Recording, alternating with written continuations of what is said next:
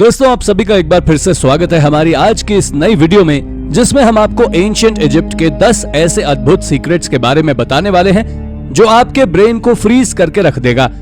क्योंकि इन सीक्रेट्स में सबसे पुराने मम्मी केस से लेकर किंग तूतनखामुन की कब्र और उनकी पत्नी क्वीन नेफरटिटी की कब्र से जुड़े कई ऐसे रहस्य शामिल हैं जिनके बारे में जानकर आपके होश उड़ जाएंगे। तो चलिए शुरू करते हैं आज की इस मजेदार वीडियो को। Number 10, the mummy cold case.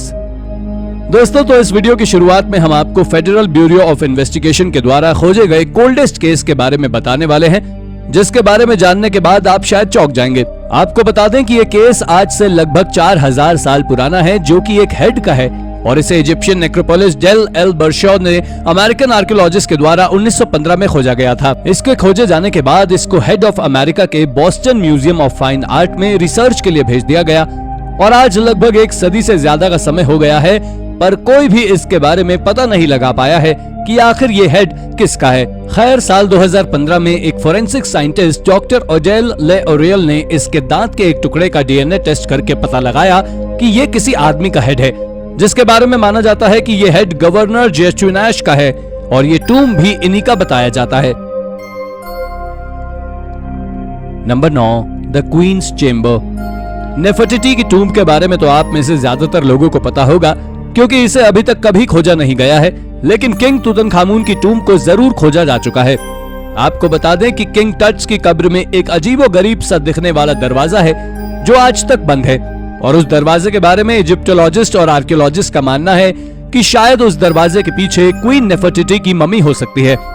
अगर आपके मन में ख्याल आ रहा है कि ऐसा कैसे सोचा जा सकता है, तो आप जान लें कि आर्कियोलॉजिस्ट का ऐसा सोचना बिल्कुल भी गलत नहीं है, क्योंकि इसके पहले भी आर्कियोलॉजिस्ट किंग टट्स की कब्र के वेस्टर्न और नॉर्दर्न वॉल्स के पीछे से कई सारे बरियल चैम्बर्स को खोज चुके हैं। इसके बाद जब इजिप्टोलॉजिस्ट ने उस डोर की कार्बन डेटिंग की तो उन्हें पता लगा कि ये डोर 1323 बीसी में, यानी कि तूतनखामुन की मौत के साथ ही बंद कर दिया गया था।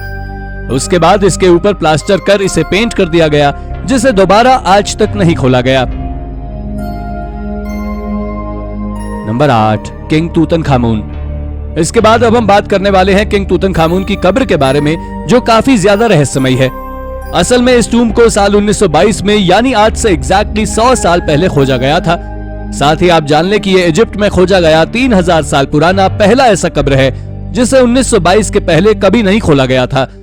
इसके साथ ही तूतनखामुन कितने ज्यादा महान राजा या कहें कितने ज्यादा वेल्दी आदमी थे, इसका अंदाजा आप ऐसे लगा सकते हैं कि इनकी टूम से ना जाने कितने सारे सोने से बने आर्टिफैक्ट्स मिले थे।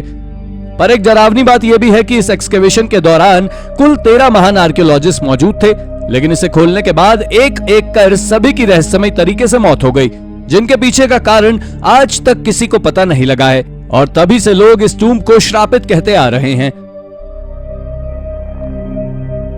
Number 7, the secret entrance.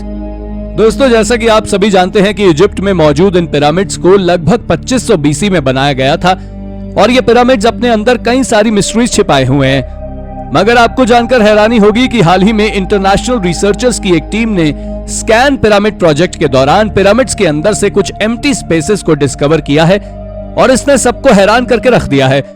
आपको बता दें कि स्पेस को रिसर्चर्स ने नॉन इन्वेजिव स्कैनिंग टेक्नोलॉजी की मदद से खोजा है। साथ ही इन सीक्रेट स्पेसेस तक पहुंचने के लिए कई सारे मिशंस चलाए जा चुके हैं और बहुत सारी रिसर्चेस भी की जा चुकी हैं। हालांकि आज तक कोई भी इन पिरामिड में मौजूद इस सीक्रेट चैम्बर तक नहीं पहुंच पाया है, जिस कारण से ये आज भी एक मिस्ट्री बना हुआ है। Number 6, caves under Giza.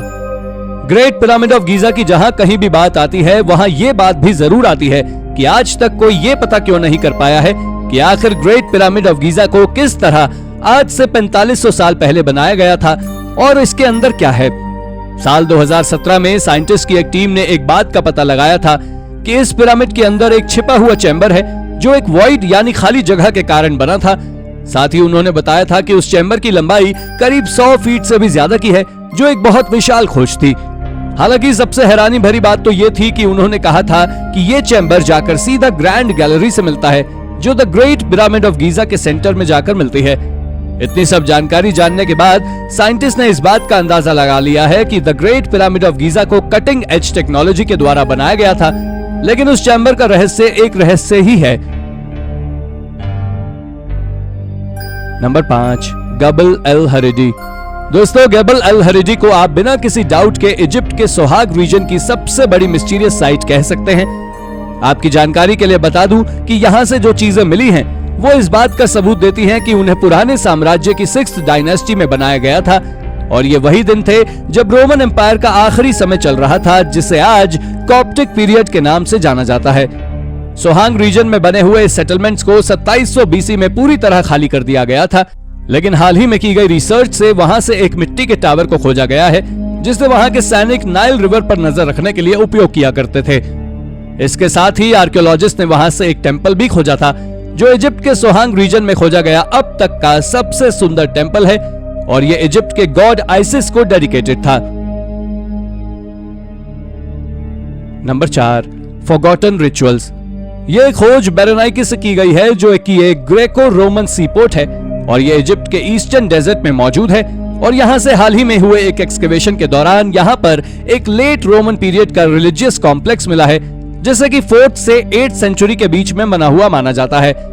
आप जान लें कि इस कॉम्प्लेक्स को यूनिवर्सिटी ऑफ डेलावेयर के रिसर्चर्स के द्वारा खोजा गया था, जिसके बारे में कहा जाता है कि जब इस टेंपल को बनाया गया था तब यहां पर रहने वाले ब्लेम्स नाम के लोगों का एक ग्रुप इस रीजन पर कब्जा करना चाहता था।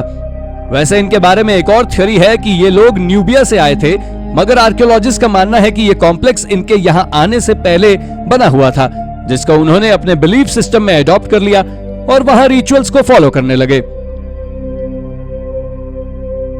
Number 3, newly found tombs. अब हम आपको हाल ही में डिस्कवर हुए कुछ अनोखे या कहीं मिस्टीरियस टूम्स के बारे में बताने वाले हैं जिनके बारे में शायद ही आप जानते होंगे। तो दोस्तों, इन टूम्स को साउथ कायरो के ग्रेट नेक्रोपोलिस में खोजा गया था और आपको बता दें कि यहां से कुल मिलाकर 5 स्टोन बरियल निकाले गए थे, लेकिन जब उनकी कार्बन डेटिंग की गई तो पता चला कि ये टूम्स 2700 बीसी से 2055 बीसी के बीच बनाई गई थी। ये टूम्स एक बहुत ही कम फेमस पिरामिड के पास से खोजे गए थे और उस पिरामिड को पिरामिड ऑफ मेरिनियर के नाम से जाना गया है, जो कि जमीन से लगभग 45 मीटर ऊंचा है और माना जाता है कि इसे 6th डायनेस्टी में बनाया गया था। साथ ही इन 5 टूम्स को बहुत ही बढ़िया तरीके से सजाया गया था जो कि पूरी तरह रंगों से भरा हुआ था। नंबर 2, लॉस्ट इजिप्शियन सन टेम्पल्स। सूर्य की पूजा हम न केवल आज करते हैं बल्कि सदियों से हमारे पूर्वज भी इनकी पूजा करते आ रहे हैं और इजिप्ट का सूर्य मंदिर इस बात का खुला सबूत देता है। आपको बता दें कि हाल ही में जब कुछ आर्कियोलॉजिस्ट ने इजिप्ट की राजधानी काहिरा में दक्षिण की तरफ मौजूद शहर अबू गराब में एक रेगिस्तान का एक्सकेवेशन करते वक्त एक अजीब सा स्ट्रक्चर खोजा था, पर जब उस पर रिसर्च की गई तो पता लगा कि ये एंशिएंट स्ट्रक्चर एक प्राचीन सूर्य मंदिर है और इसे जानकर सब हैरान रह गए। और हैरानी की बात तो यह भी थी कि यह मंदिर सूर्य देव का है जो पिछले 4500 सालों से एक रेगिस्तान में दबा था। इजिप्ट के आर्कियोलॉजिस्ट का मानना है कि यह पिछले एक डेकेड की सबसे बड़ी खोज है और हाँ, इजिप्ट में अब तक केवल 2 ही प्राचीन सूर्य मंदिरों को खोजा गया है। हालांकि वॉर्सो में मौजूद अकेडमी ऑफ साइंसेस के इजिप्टोलॉजिस्ट के असिस्टेंट प्रोफेसर डॉक्टर मैसिमिलियानो निज़ोलो ने कहा कि हमने ऐसी प्राचीन वस्तुओं की खोज के लिए काफी समय दिया है, तब जाकर हमें कुछ ऐसा मिला है कि जिसे देख सभी दंग हैं। Number 1, ancient mummification. दोस्तों, एंशिएंट इजिप्ट के लोग अपने लोगों का मॉमिफिकेशन कर उन्हें दफना देते थे और हाल ही में इजिप्ट से एक बहुत ही यूनिक या कहें सबसे पुरानी इजिप्शियन मम्मी को खोजा गया है।